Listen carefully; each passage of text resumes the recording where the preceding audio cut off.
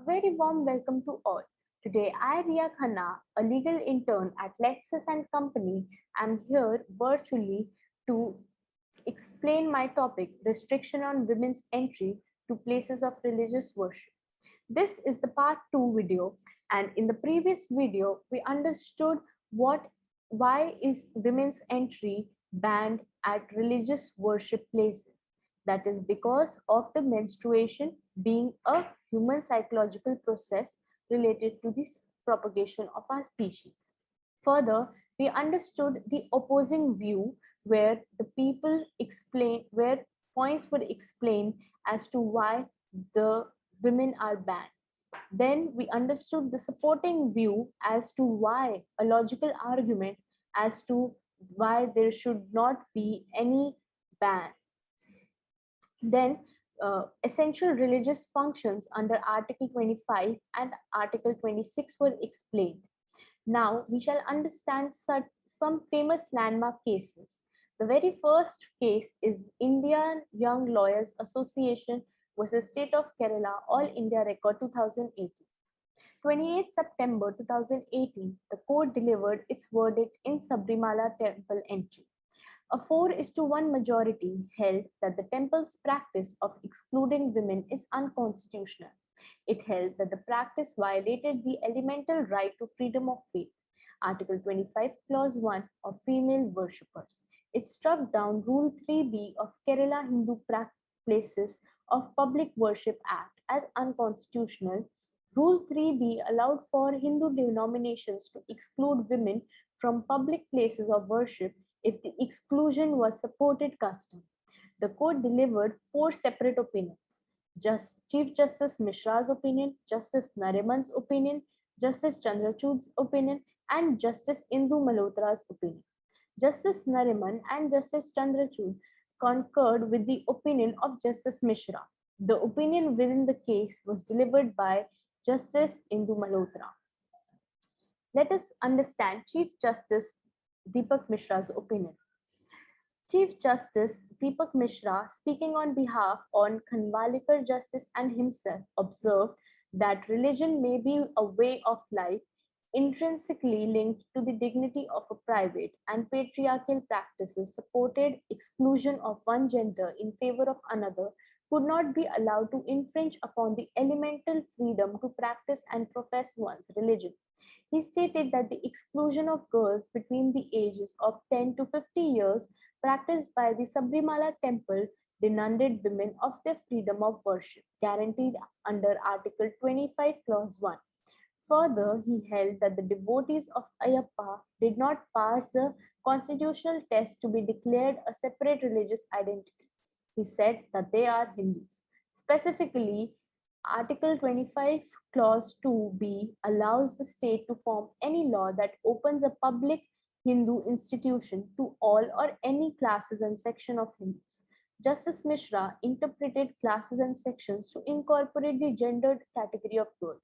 He also held that the exclusion of girls between ages 10 to 50 by Sabrimala temple cannot be an important religious practice. He held that if the Ayyappans are Hindus, the practice of excluding women cannot be held to be an important religious practice.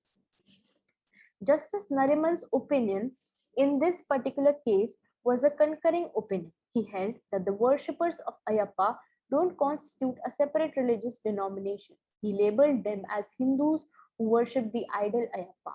He declared that the exclusion of ladies from the temple effectively rendered their right under Article 25 meaningless. He emphasized that Article 25, Clause 1 protects the elemental right of girls between the ages 10 to 50 years to enter the Sabrimala temple and exercise their freedom to worship. In a separate opinion, Justice D.Y. Chandrachud held that the exclusion of girls between the ages of 10 to 50 years by the Sabrimala temple was contrary to the constitutional morality, which it subverted the ideals of autonomy, liberty, and dignity. He held that the morality conceptualized under Article 25 and 26 of the Constitution of India cannot have the effect of eroding the elemental rights guaranteed under these articles. Justice Chandrachud concurred with the opinions delivered by Chief Justice of India Deepak Mishra and Justice Nariman to carry that the Ayappans or worshippers of Lord Ayappa did not satisfy the judicially enunciated requirements to be considered a separate religious denomination. He held that the exclusion was not an important religious practice. Justice Chandrachud further emphasized that the menstrual status of a lady cannot be a legitimate constitutional basis to deny her the dignity, and therefore the stigma around the same had no place during a constitutional order. Now let's understand Justice Indu Malhotra's dissenting opinion. Justice Indu Malhotra delivered a dissenting opinion. She argued that the constitutional morality in a secular polity such as India requires harmonization of various competing claims to fundamental rights. She said that the courts must respect a spiritual denomination's right to manage their internal affairs, no matter whether the practices are rational or logical. She held that the Sabrimala temple satisfies the wants for being considered a separate religious denomination. She therefore held that the Sabrimala temple is protected under Article 26, Clause B to manage its internal affairs and is not subject to the social reform mandate under Article 25, Clause 2B, which applies only to Hindu denominations.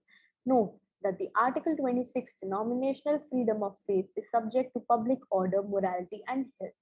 Justice Malhotra held that the morality must be understood within the context of India, being a pluralistic society. She stated that the state must respect the liberty of varied individuals and sects to practice their faith. She held that the elemental right to equality bound to women under Article 14 cannot override Article 25, which guarantees every individual the proper to profess, practice, and propagate their faith. The next important case is Dr. Noor Jahan Safia Niaz and one another's was the state of Maharashtra and others, All India Record 2016. The facts of the case are that this case is also known as the Right to Pray case. 2016 is a landmark judgment towards furthering equal rights for women to pray and worship and ensuring that the state takes utmost care in providing security and protection from sexual harassment at the place of worship, filling in the legal void that had existed until then in this regard. This case was filed in the form of a public interest litigation before the High Court of Bombay by the office bearers of the Bharatiya Muslim Mahila Andolan (BMMA). This case was filed as a result of gender discrimination and arbitrary denial of access to women in the sanctorum at the Haji Ali Dargah after the petitioners had exhausted all the other alternative remedies available to them, including approaching the charity commissioner and attempting to reason with the Haji Ali Dargah Trust on multiple occasions. The petitioners are two women. They state that prior to the unprecedented and arbitrary ban, they used to visit the Haji Ali Dargah without any restrictions. The trust imposed the ban sometime in 2012. The court held that the court studied the protections offered by the Constitution of India to individuals and religious bodies, and it identified the correct teachings of the religion through the study of various religious texts and customs that have been followed for years, and thereafter pronounced its judgment, wherein it held that the rules made by the trust were unjust and self-made and were not found in religious texts or practices. The court deemed the arguments put forth by the trust as non-persuasive or substantive.